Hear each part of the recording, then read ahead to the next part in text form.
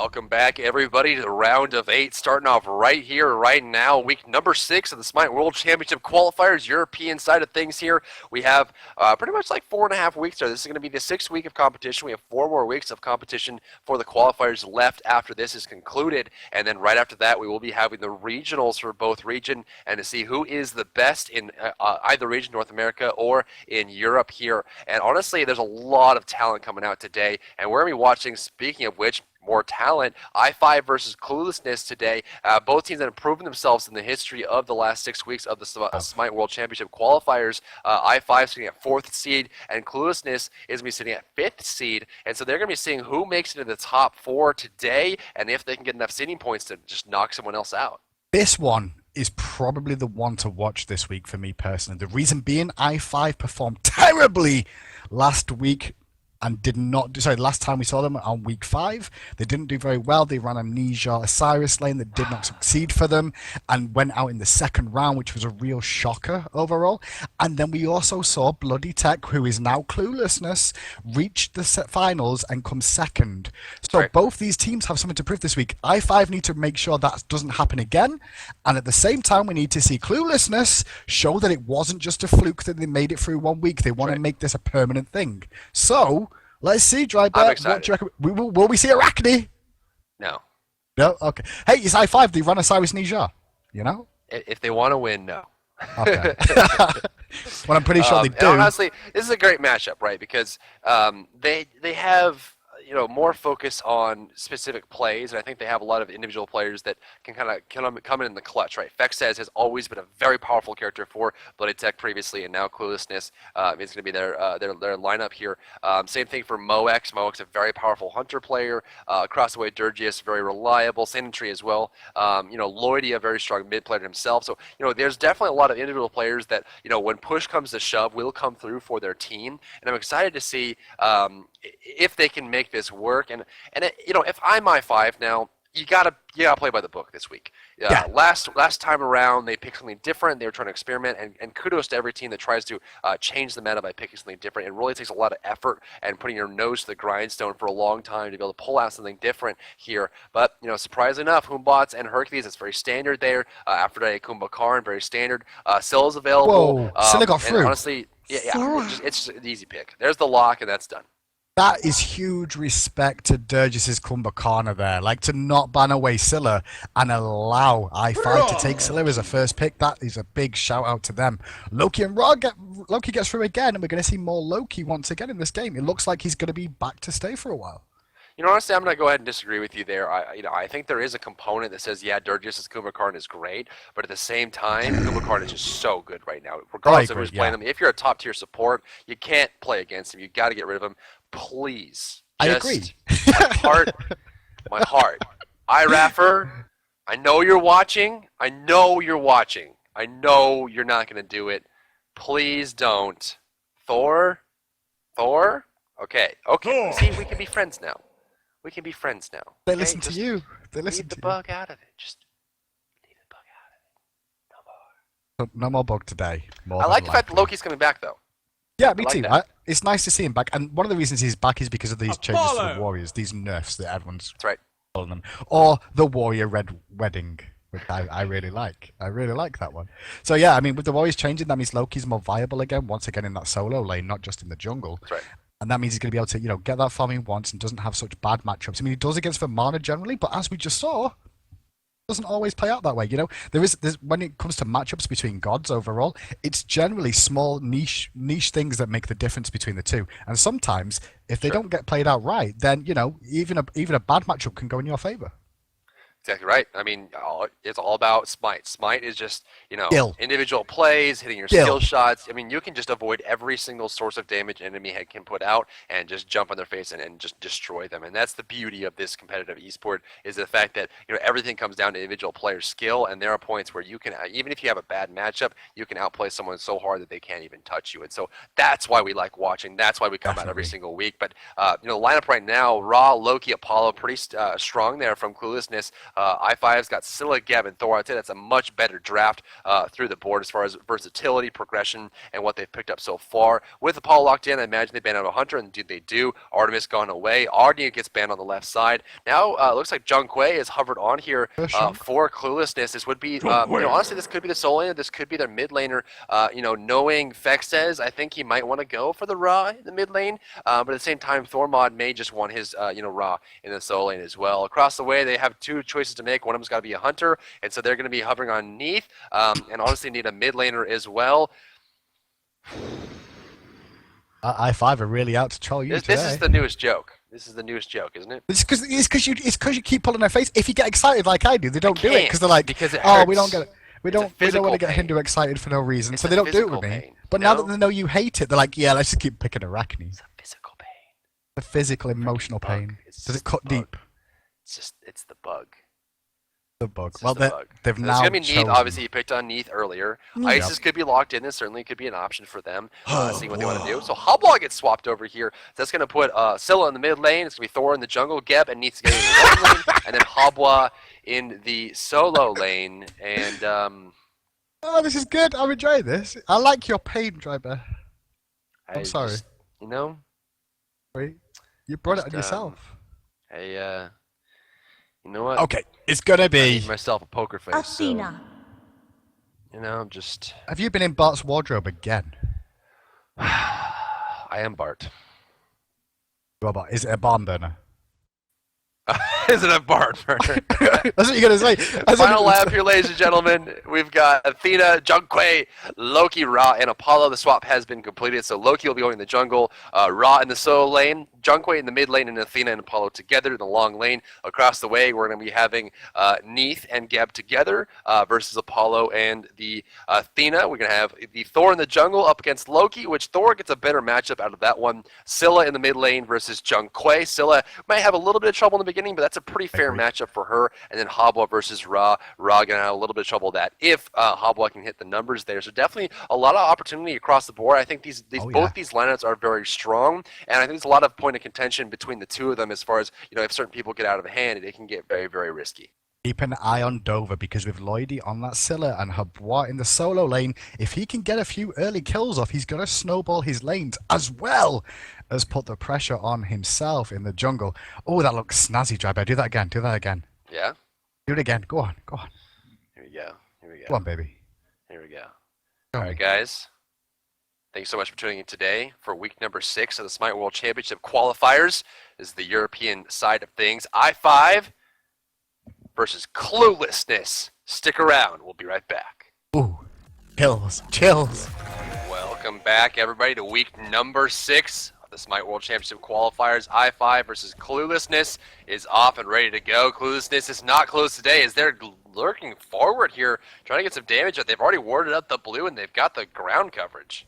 Yeah, they do. So we're going to see i5 Durgis playing Gab, Sanantry on the Neath, Iratha in the jungle, playing that Thor, Advert in the mid lane, in the solo lane rather, as Habwa and Lloydie in the mid lane of Scylla.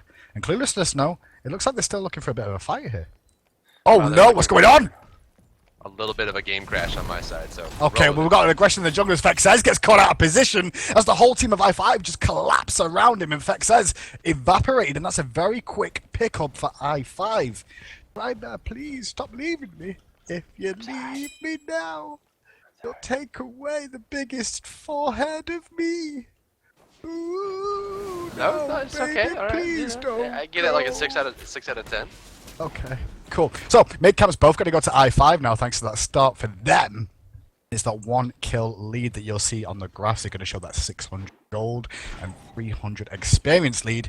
Going to be i5's duo lane do get to lane a little bit later than they should do. As you can see, Clueless is doing a good job of trying to push that into hit level 2 because you can already see i5 have done that as well. So both in that duo lane level 2. Sanitry's actually going to rotate all the way around the back. So good work by Frezzy there to make sure he zones that one out. Meanwhile, right hand side as well, you're going to see exactly the same thing as Advert and Iraf are a little bit late to lane because they did do the mid camps once again, but they're still equal level with a few minions to spare. So that's where the experience you'll see will come from for the time being. As we have a quick look through the items, you can see that Moex is actually looks like he's going to be going for that Heartseeker as Dirge just goes aggressive in this duo lane again, doing a nice little circle with that rollout, or should we say spaceships of doom. The aggression onto Moex is going to force him back for the time being. Have a quick look. All right, what time you at? I'm at 119, 120, 121, 22, 123, 124. 5, 6, 7, 8. My boot scooting baby is driving me crazy. My obsession for a West. Are you back? Sanitary back on the left side as the rollout comes through here. Now, of course, rollout is one of the highest base damage abilities in the game. In fact, it is the highest at max rank. 420 magic damage dealt by that one, so definitely a very strong ability. So he's using that to clear the wave here as Frezzy and Moex are pushed back. I'm surprised to see Sanitary stick around for so long. You know, given the fact that he did get first blood on the left side, meaning he can actually finish this Devourer's Gauntlet very quickly here and should be able to finish it out. Unfortunately, he can't do it if my game crashes again. Really? Okay, so we are going to continue this one off. As we can see, like you said, it's going to be 1-0 advantage. We can see Rafa taking away the speed buff right now on the map. And on the left-hand side, aggression coming out as Frezzy tries to get the engagement, but immediate backflip from Sanitary doesn't land the damage, though the taunt does connect, but Frezzy comes out with the worst part of that one, taking more damage as Sanitary does retreat back to the tower. Now, what you're going to see at the moment from i5 in that duo lane is they're playing this very defensively. Geb doesn't have the greatest of laning phases, so he's going to play very, very passive. And it looks like i5 realised this and just playing it safe for the time being until they start getting to that level 5, level 6 and look for the opportunities. They already have that lead thanks to that first blood they picked up in those mid camps, and with them spawning again soon, we'll see if i5 can keep putting the pressure on right now. As we look at the moment, Rafa rotating into mid, still only level 4. Quick look at Loki in the jungle as well. Dover has reached level 5, so a bit of an experience difference at the moment between the two, ever so slightly in favour of Dover. Dover's going to try and rotate round here, looking for opportunities. The wall lands in middle lane from Rafa. They're both going to find Dover in the jungle though, and Lloyd's going to look for an opportunity, immediate stealth usage there to get him away. Mid-camp's about to spawn, left-hand side, Dirge is already there. He's got the hog available, so they should drop really quickly for him, but he might get collapsed on. He needs to be careful not to get caught out here. Does get them and immediately uses the rollout, gets away. Nicely done once again by i5. Experience stays in their lead and just grows a little bit further up to 1300. Up on the right hand side, we're going to see Rafa take to the skies. He's going to look to dunk down, does connect with Ra. There's the World Weaver and the ridiculous amount of damage coming out from Herbois, and that's going to be the second kill of the game, and good work from Rafa and Adver and the World Weaver coming off from Sanitary just to secure that one if it was required. Put pressure on that side of the map. Scylla in the mid lane alone at the moment, as we can see. Pexas has gone back to base, picked up the second tier of his boots and those beads at the start of this game. And Rafa invaded the jungle right now, trying to take away more experience where possible from Loki. So constantly trying to keep the pressure on. Meanwhile, Sanitry's left alone in this duo lane as Dirge is doing a lot of good rotations at the moment, which means that Sanitary should get a small level lead, which you can see between him and Moex right now. Alright, where are you at? Yeah, are we back? 421, 422, 423, 424, 425, 426, 7, 8. My boot scooting baby is driving me crazy. Exorcism coming down here on Hobble. Hobble dropping very low. Thor's going to go down here. Oh. This is closest chance to shine. There was a double kill on the right side. Thor and Hobble both going down. The damage, the movement speed buff is still on the ground. He's going to come back and pick it up. Dover says, hey, I got time for kills. Yeah, that was 2 really quick pickups for Cluelessness, though, so that's already going to even out a little bit in terms of the gold right now, and shows that they've got a lot of aggression to themselves. I mean, Fexai's getting a kill and an assist in that one is going to help him out in mid lane to keep putting the pressure on Lloydie, who overall, during the early stages, Jean-Qui does have a better laning phase. Certainly does, and he's kind of controlling that. I think this is the point where Scylla has passed that awkward stage of her life where she really can't push the wave and she's not threatening. Of course, that crush is very powerful now. She has, the point where she's about to max it up, which would, of course, give her magic protection reduction inside of the circle, effectively giving it more penetration, or any abilities inside of it more penetration there. Damage up cleared out by Dirgius, who just on the right side of the map, as Neath seems to be A-okay. Although, granted, Neath is the best hunter to play when you're by yourself. I think she's probably the safest hunter in game, honestly, right now. I mean, with the ability to self-heal as well as get out of bad situations with the backflip, and then still even assist a team as well, Drybear, with that World Weaver, I think she's got a great utility kill overall. That's exactly right. In the mid lane, she's going to stack up some items here. About to finish off boots for penetration. I'm most likely. Durgis actually going for magic shoes himself. We'll see if he decides what route he decides to go down with those once those are finally completed. We do see Blink 1 on Scylla I'm sorry, on Habwa. So it's going to be Blink Habwa as we saw yesterday, which worked very well. Right side, Neath ultimate on top of Thormod. There's the heal coming through. Habwa cannot get close enough to benefit from it, and so that is going to be a wash. Big Camp's going to spawn again. Dirge is already in position, but spotted by a ward, so Fexa's going to rotate around the side. Needs to be careful, because this time he could get caught out of position here as he looks for the steal again. He's so in the corner, Dry Bear. There's the damage coming out. The stun connects. Not used the rollout yet, because the taunt is straight after. Can he look for the rollout? He's just going to walk away. Look at him. He didn't care. He's like, okay, guys. Spaceships don't have feelings. Meanwhile, again on the right-hand lane, we see Rafa going aggressive and picking up a kill onto Dover. Right side, Thor dunking down hard, and Loki, like I said, has a very tough matchup against Thor. Now sitting at 3,500 gold across the way. Thor will be sitting at 4,300, so it's a 800 gold split between the two. Oh no, again! They're doing huge on Thormod. He's gonna go down the right side. IIIII is on fire. Oh, Rafa did the back bait there. Did you see it? He did the lazy back bait. He just started backing right in front of the minions. Like, yeah, guys, I'm going to back here. Don't worry, I'm not going to hit you. I'm not going to hit you. I'm not going to hit you. Wall dead! Ah! And Ra just disappeared. That was the end of it. So Thormodok's going to be a little bit more careful in that lane overall. Just went too far forward, and Rafa really punished him for it. Left side, Geb and Neath kind of grouping up here, pushing up the lane as Loki's doing the damage, but trying to keep up with himself. Looking at the gold numbers, 1,600 gold and 2,600 experience in favor of I5 as it stands right now with a 2-kill differential. A lot of words on either side of the map. It seems like Cluelessness is not clueless at all as they've covered both the left and right side of the map with a lot of words. 6 total here in the early stages of the game. That is a lot of words. Yeah, it really is, and it's a good play from i5 to make sure they've got vision all the times, especially with a Loki on the map. And if you've got him down at the moment, because he's 0-1-2, lowest level in the game right now, this Loki on Dover. If you've got him down, you want to keep him down, so don't give him a chance to get back into this game. So keep the vision up. This is important from i5, and the whole team's doing a great job of doing so. Now we see the right side. Habwa versus Ra is continuing on here, trying to get that harassment off, can't hit home. As far as that itemization goes, Habwa has finished off his penetration boots. Ra ended up going for CDR, so more heals, more push, but less damage without the penetration there on the top end. So now kind of controlling the zone here, pushing the wave back, and get the clear there. Habwa doing a lot mid lane, looking for it, gonna find the root. Neath ultimate as well. Cataclysm's gonna follow through. I'm a monster, gotta get it, hit this. Can he get that? Can he get it? Not gonna find it there, and Fex says he's gonna back off. Dover's coming in though with the damage, and he's got Athena jumping in too, but he was focusing onto Durgis. That's not good as Rafa backs away. Full disengage from both teams now. Apollo did use the across the skies, but going to use that to transition straight back to lane, not miss any experience whatsoever. See Geb rolling out to the right into the jungle here as Thor is waiting for an opportunity. Can he find it? See his Loki. There's the dog. There's the hit. There's the hammer. Oh. IIIII is playing such a fantastic match right now.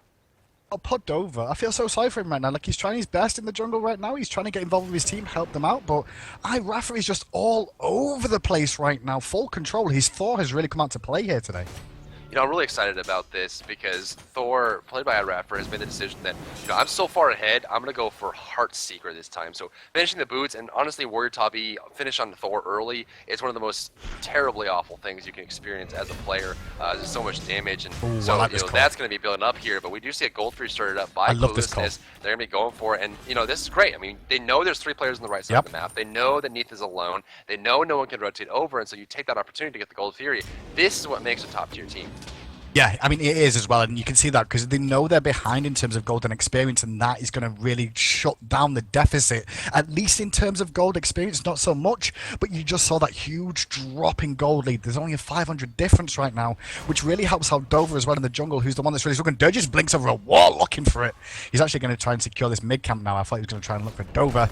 Mid-camp, once again, on this right side, going to go over to I5. They're doing a good job of controlling the experience here, though, Drybear. Dover is actually the same level as Geb on the opposite side. The support for I5, so not doing too well to start out here. 4,800 gold. He's actually going to be, you know, tied, or actually second least farmed in the entire game. On Loki, that's not a good look. You really want to have, a moderate. You want to be keeping up with people because Loki's claim to fame is his damage output. If you can't assassinate someone with your huge burst, then you really, you're better off playing someone that has a utility. And so Loki really needs to, charge himself with the task of catching up here in the next 5-10 minutes and make sure that he's keeping up with everyone. Because if he's not keeping stride, then all of a sudden he's not going to be, as useful. Now, granted, he did go for Heartseeker as well, as did Thor, and so as did Apollo actually. So we could talk a little bit about that. We haven't really seen in a Heartseeker build on a Hunter in a very long time, as it's just usually more economical and more, realistically safe and balanced to go for something like a Devourer's Gauntlets, just because it's, around the same and is permanent and all that kind of jazz. As IIIII gets jumped on here. Yeah, IIIII does get jumped on in the mid lane. Got to escape for the most part, though. No real follow-up because Dover doesn't want to go aggressive yet. He's still only level 9 compared to the supports. Clueless Frezzy is actually level 11 in comparison, and Dirges is level 10, so he's actually behind the supports in the jungle now. Biggest issue he's having is that his whole jungle is currently down, so he's got nothing to farm, especially with i5 doing a good job of keeping these mid camps down. It's very hard for him to find places. He's getting exposed mid lane, though. Blinking from Dirges does miss, so he's not going to be able to find the extra damage on Fexes, as does the wall once again. Meanwhile, Dover going to try and farm to the best of his ability, catch himself back up. I want to give credit to Fexes here and how he's been playing. His positioning has been flawless, and the way he's been moving to avoid abilities is just more of an art form, really. I mean, he just seems very comfortable in that situation where there's 3 people around him and he's just surrounded. But, obviously it seems to be working for him. And so far, he's keeping up with the farm of Lloyd, even though the kills have been happening. 1 assist there on Lloyd. Fexes is getting 1 of his own. Now, he's actually beating Lloyd in farm about 200 gold ahead. Yeah, this is where big teams come out to play. They're like, Cluelessness, what they need to do here to show themselves as a really top team and to show what happened last week wasn't just a fluke. They need to show that if one of the members falls behind and gets out of the game, somebody else picks up that slack and they still carry. You see this out of TSM. You see this out of Cloud9. You see this on North America from Cog and Dig as well. So if they can do this and they can pull this one back and bring Dover back up to that level in this game, then, they're really showing themselves as contenders. Certainly. I think they've been proving that all throughout the 6 weeks they've been playing as well. Right side crushing wave. Can have the distance. It's almost there. There goes the hit. And that was the last frame possible as the fight breaks on the mid lane as well. Looking for Frezzy. Dashing forward there. There goes the damage on Fexes, but he's going to back off. Yeah, he's going to jump away. Lloyd does pop the Iron Monster, connect with Dover again, and Dover knocked to half health. Oh my god, the Sikkim hit too! Has to jump in to escape the escape the crush. And now Moex actually gets some nice damage onto Lloydie, but for the most part, this is going to be a disengage. Meanwhile, on the other right-hand side of the map, because the advert rotating round, looking for an opportunity to take away more jungle with the blue buff due to spawn soon. Speed buff is available. If they can find that speed, that's going to put Dover further behind again. Now, of course, we're going to see Lloydie going for Aegis Amulet and a Greater Aegis and Purification Bead, so has that double CC. That means that she's going to be relying heavily on Sentinel for her main escape mechanism, and then Greater Purification and then Aegis Amulet to just kind of hold on to initiations and avoid CC. And so we'll see how that works out. Obviously, it worked very well in the last engagement. Aegis to avoid the damage from Apollo, and then Beads to prevent the taunt from Athena, and then everything worked out pretty much from there. So very interesting itemization there. Across the board, items aren't really too surprising other than that. Heartseeker for Dover is completely not looking for the boots, but again, he's very, very far behind here in the gold count, scrambling to keep up. We see Bancrofts is almost done for Ra. Bancrofts is done for Habwa, and Habwa is just getting stronger by the minute. Yeah, he really is, and Habwa, the longer the game goes on, the more damage he will deal. And with the way IIIII is playing here, I'm surprised. Oh, he does dunk in mid lane, going on to Fexes. Well, Weaver comes out, and Fexes is in trouble again. Athena's ultimate's pop, but Dirges is there as well with the Cataclysm to slow him down. Fexes is going to live now, and the damage turnaround is on from from Cluelessness, but everyone's going to disengage as Rafa tries to continue to find Dover, forcing the beads out of him.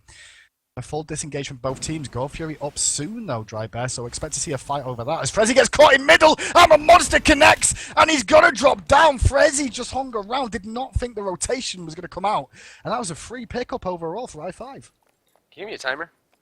141, 142, 43, 4, 45, 6, 7, 48, 49, 50, 51.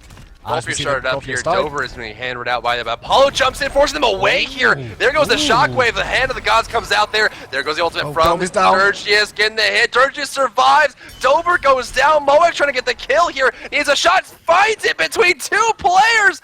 The field goal finger bang from Moex coming out there, getting the kill. That's a shot to remember, folks. A 1-for-1 exchange plus Gold Fury puts i5 in the lead by 3,000 gold. Yeah, so it's a minute. Sorry, so there's 1-for-1 in terms of that, but Gold Fury goes to i5, so that is going to give them the lead, like you say. But look at Advert, he's looking for Moex in this solo lane. Moex hasn't seen him yet, no positioning, crushing wave connects, and that is the end of Moex. Great finger bang, but if you're going to finger bang, you want to make sure you can look behind you at the same time and not get rotated on like that from Advert. Advert doing a good job of rotating all the way over. Habwa is just so powerful at this point in the game, and so he's just going to be controlling the zone. And if you get too close to him, he's going to do things like that to you. And I think one of the biggest vessels for Habwa's strength is not only his huge damage, that's what he's known for, but also the fact that that water spout is incredibly useful. The knock-up kind of disjoints you from being able to do anything. Right side, Thormod getting very, very low there, able to get away from Thor, only just, though, heading over to the tower as Geb runs on over to see if he can't clean this one up, but Thor will be defending the tower himself. But definitely a straight shot for IIIII right now, sitting at a large amount of gold, but not the most in the game. In fact, Advert is boasting the most with 8,700 gold. Yeah, right-hand camp's going to go over to i5 again. They've done such a good job of trying to rotate on these mid-camps and keep them permanently on cooldown to keep the experience lead that they have developed. It's nearly 9,000 now. Durgis in mid lane. Frezzy there too. Blink in. He's going to look for the Cataclysm, or is he? Nope, just going to pop the shield and walk away. Good decision in the end to not try and continue that aggression. I don't think they probably would have got more out of that if they used Cataclysm. It would have been on cooldown for the next fight. We see Gavin still kind of grouping up in the mid lane here. I'm going to go ahead and get another timer from you. It seems that I'm a little bit late. My client is not really keeping up. 53, 50, sorry, 57, 58. Oh my god. 9. 17 minutes. 17:01, 17:02, 03, 04, 05, 6, 7, 8. They're just rolling in, looking for Dover. Dover running away. Speed camps up. Now we can see the whole of i5 rotating in to clear the speed camp away. I had to stop because Sanitary secures Moex. And now we can see a fight breaking out as Advert's caught out of position here. But he is Habwa. Will he have the crushing wave available? He's looking for an opportunity. Wait, paper is down. He's rolling around on it. We can see a lot of damage coming out from Fexers though. Possible triple kill. Is he going to secure it? No, the damage wears off. The whole team alive. Big shield from Durgis.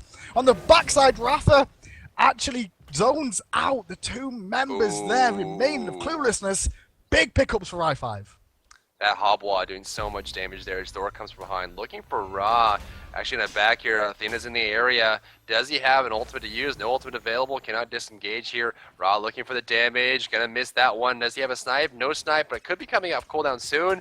Nope, they're gonna let that one slide away. So i5 again with a nice recovery. That shield from Geb is huge, keeping Habwa alive in the clutch, and Zhong Kui just did not have anything left. And that's the problem with Zhong Kui, is he's just a bucket. And he just has a bucket full of things, and then he dumps the bucket, and then he's just a bucket with empty things. He's an empty bucket. Now, he pops his cooldown, he really can't do anything. I tell you the big thing here is that if Dover was actually able to just sit at the back and stay out of the fight until Fexers had done all that damage, he could have cleaned up there, you know? He could have got himself a couple of kills at the end of it, and I think that's what Cluelessness were looking for with this composition.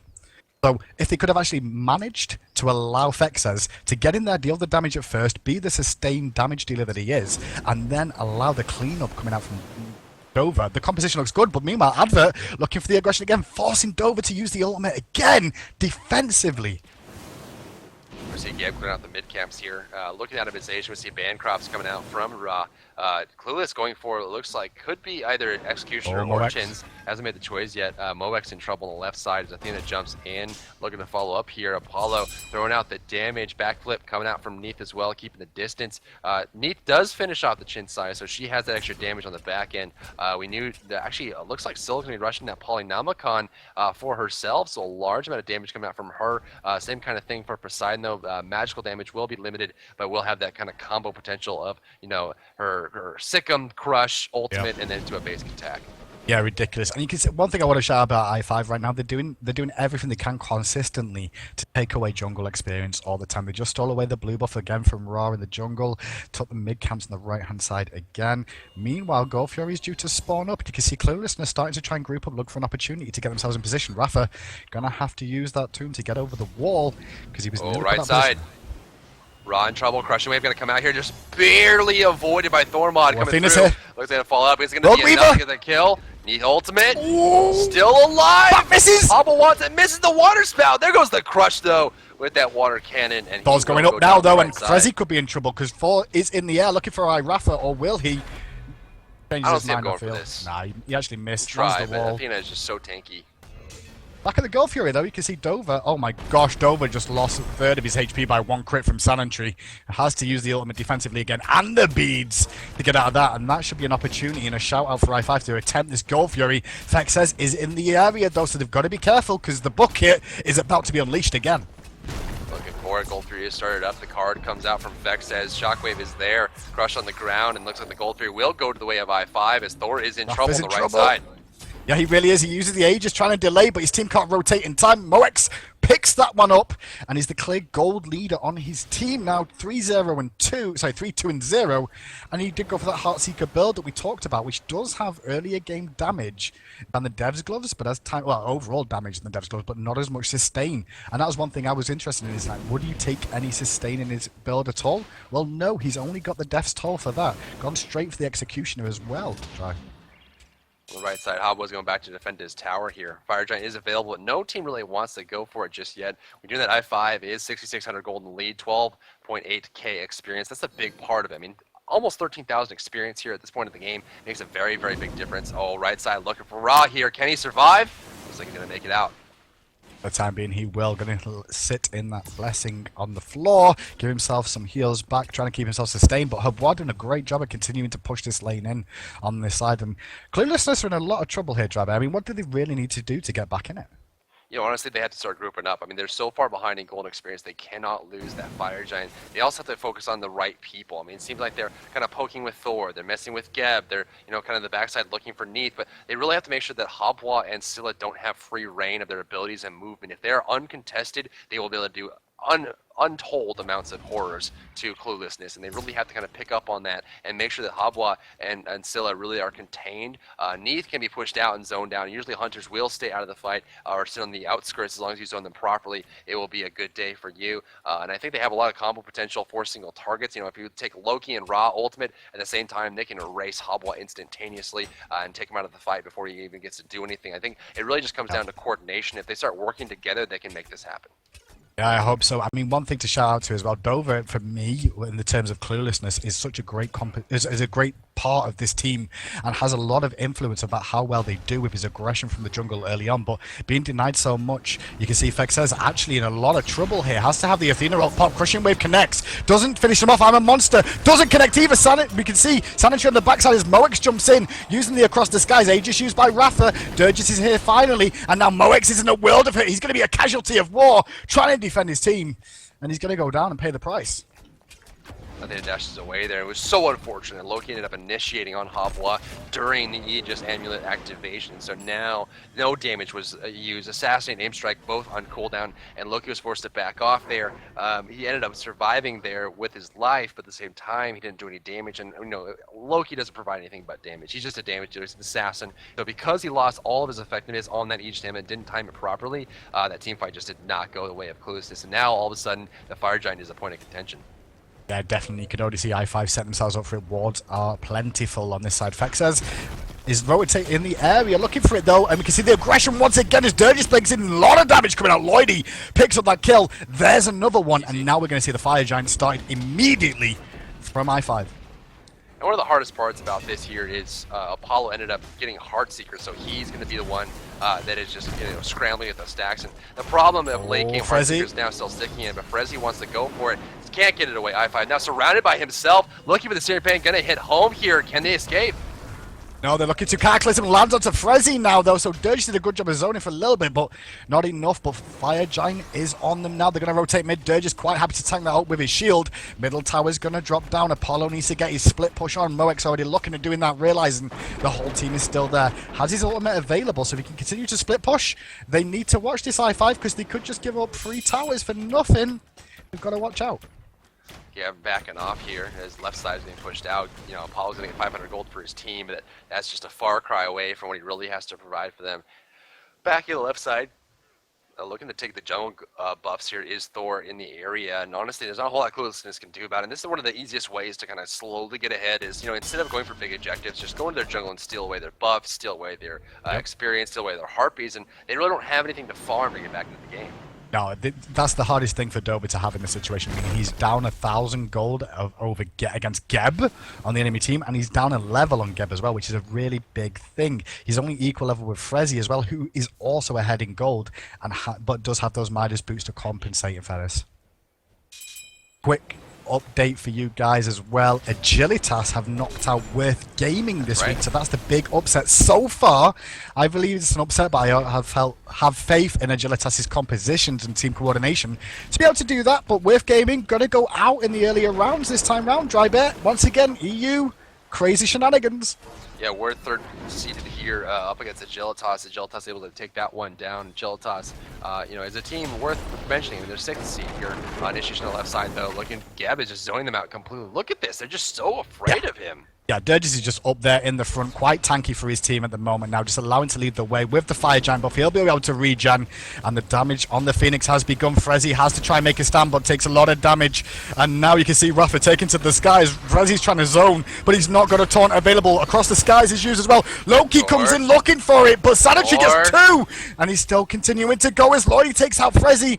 The wet paper is down, and Advert is on it, trying to survive using the Aegis. He's going to make it away as well, and that was a quick 3-man pickup for I5 and the Phoenix. Paul gets out now. Paul did get 2 towers previously left. Right, 1 towers, 1,000 gold too. He's going back in though. Can they find it? Spiro not going to land, but there's the crush. There's the crit. Damage coming out here.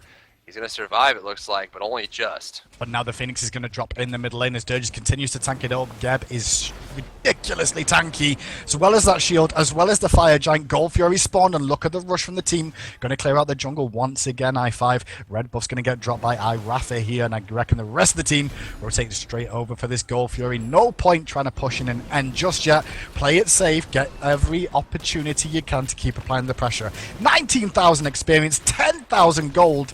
I5 are looking good at the moment for this one. Gold Fury is being hammered down here, and looks like they're just going to be completely shut out. That 10,000 gold turns into 12.3 thousand gold, 20,000 experience.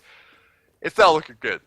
No, 26k to 68k, 27.5 minutes of the game, 18 to 4, almost 3 times, or almost 5 times the amount of kills on I5 than Cluelessness. And they don't really have a team that's built for this. I mean, they need some power from Loki. They need the rotations. The problem is 2 out of their 5 players have Heartseekers, and every single time Loki and Apollo die, they lose damage effectiveness, and they're suffering from that late game Heartseeker sickness.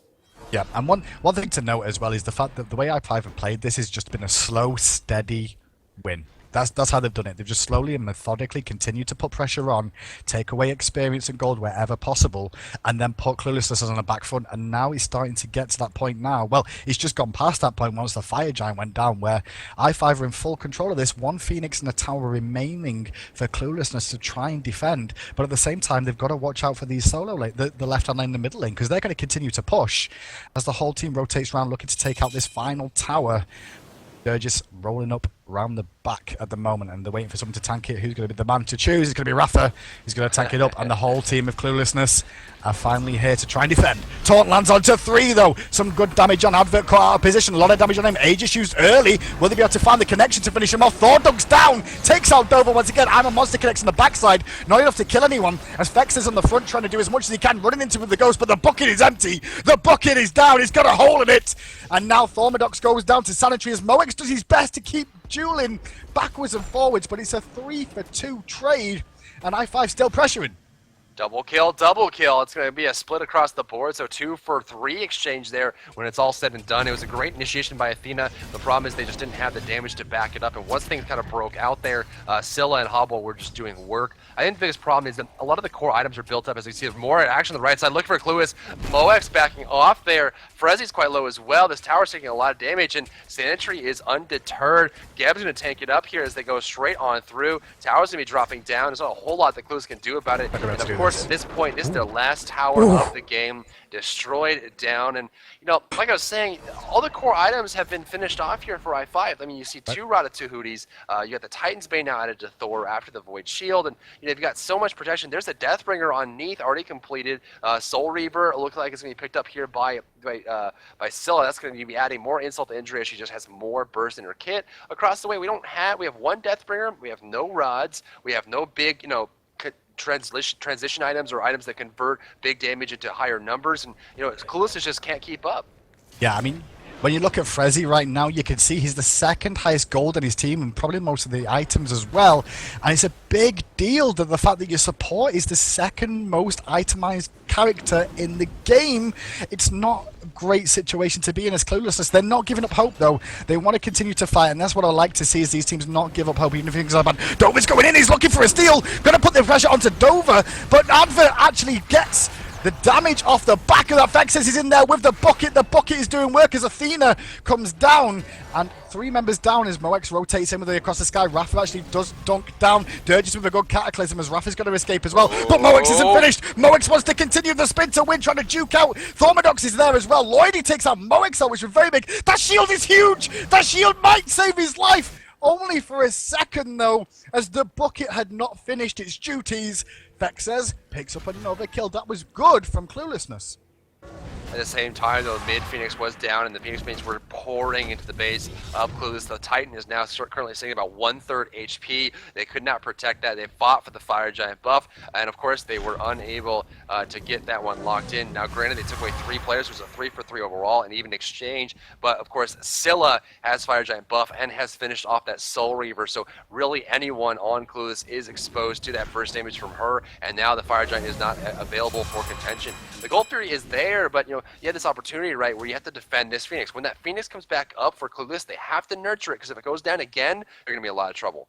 Yeah, they really do. They've got to get that mid Phoenix back up and look for an opportunity to try and defend. But, 3 members of the team still have the Fire Giant. It's going to be Durgis on that Geb. Lloydie's got it, and I believe Advert. No, it was Rafa as well, who also has that one. Has he? No, did he die? He did die. I'm stupid. Ignore me. There's 2 members with the Fire Giant buff, and they will look to try and push down these Phoenixes with that, especially when Durgis has got that regeneration from it as well, Dry Bear. That's going to play a big part and be able to just tank those shots. Burgess is playing so well right now, and this is literally one of the most flawless support scores we're ever going to see in a competition like this. 0, 0, and 16 on Geb. That is just pure support through and through. No kills, no deaths. He's given up no gold. He's been there for all the major objectives, secured everything. Shields have been huge, and all he's been doing is getting those assists and racking them up. Defending left side Phoenix is going to be Cluelessness, as I5 is barreling down their front door. Though mid Phoenix is under pressure here. It's going to be respawning shortly, and if it goes down, it's going to be tough. Don't go up in the air, though. They're going to just try and dive and end this already. The Titan's low. That's it. Just walk up mid lane. Call it a day. Why not? I mean, it was exposed. They had the opportunity. Cluelessness weren't reacting to it very, very well. I don't think they realized. They didn't expect it more than anything. Minions are the real hero here. I mean, they fought, and that's the hardest part about losing a Phoenix, right? Is that when you go to contest an objective like Fire Giant, you're leaving your base wide open to those Fire Minions. Those Fire Minions will always destroy the wave they're up against and destroy it very quickly. And so all of these waves are just going to pouring into your base time and time again. And your Titan's going to take periodic damage. And even if you leave it alone, the minions will kill the Titan by themselves. And so because they went and contested the Fire Giant, they didn't get it, and they traded evenly. They didn't really get anything for it other than they nullified the Fire Giant buff that I5 would have had on all their players. They still took a lot of damage in the Titan, and honestly, kudos goes to I5 for just recognizing the fact that the Titan was low, they had no mid Phoenix, everything's good to go, and if we dive it, we may just get it now. Yeah, shout out to Rafa Bone looking for that opportunity. All the way through the game, he kept the pressure onto Dover, caused big issues for Cluelessness. I5 going to move on, and they're going to be up against. I need to quickly check the schedule, because what are they going to be against, Dry? Honestly, looking at the brackets, things have been a little bit upset. The bottom side, you're going to go see Agilitas beating out Worth Gaming. A little bit surprising there. Cloud9 HyperX, first seed right now overall, will be defeating Exposed Secrets in the round of 8. We're waiting for the results of TSM versus SK Gaming to see if TSM can make it out of the round of 8 this time around, as they previously did not. And so SK is fighting up against the big TSM for their chance at the semifinal round against Agilitas. And honestly, if SK is going to do it, this would be the week. They have to go through Agilitas here in the semifinal round, which they have had a history of beating, and so something that they certainly feel like they could do if at all possible. But I5 will be facing off against Cloud9 HyperX in the semifinal round, shaping up to be a fantastic semifinal round as it looks right now. But as far as the seeding points go, that everybody wants to be in the finals. Yeah, they do. And with Agilitas now making it through over Worth Gaming, that's opening it up for the likes of I5 to try and take a bit more of a lead and close the gap on Worth Gaming, who are sat in 3rd position. So I5 do come up. If they can beat Cloud9, then that gap's really going to shrink, Dry. Really Well, strange. honestly, even if the separation there is good, I mean Cloud9 and TSM, they're 35 seeding points away. The difference They between are. first and second is 40, and so there is going to be a gap between the two. And even if C9 is able to get second place, they'll be 5 seeding points away. And it's just one of those things where you really have to be careful about who gets into the finals and who doesn't. I think the fact that TSM got knocked out 2 weeks ago really excited a lot of teams and certainly left a lot of room for them to Yeah. move up. Worth Gaming is kind of behind them. They're less than 100 points away. They're less than a first place win away from TSM, and I5's at 134, and they're all feeling pretty good about it. Certainly, in that last match, I think that was a rough one for the previous players of Bloody Tech and Cluelessness, because they're fifth seed and they're trying to climb up, but they certainly can't do it.